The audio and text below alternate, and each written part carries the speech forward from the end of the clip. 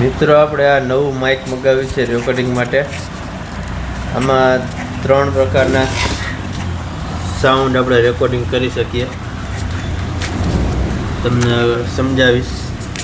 એક આવું પણ આવે છે, ફર્સ્ટ મોડ. અત્યારે તમને અવાજમાં આ પહેલા લેવલનો અવાજ છે, તમે સાંભળો. હવે બીજા લેવલનો, આ સેકન્ડ લેવલનો અવાજ છે. કેવો અવાજ છે તમને સાંભળશો એટલે તમને ફેર દેખાશે. હવે થર્ડ લેવલ. હવે તમને 3 લેવલમાં આવા ત્રીજા નંબરનું લેવલ છે. અત્યારે અવાજની ક્લિયરિટી તમે જોઈ શકો છો.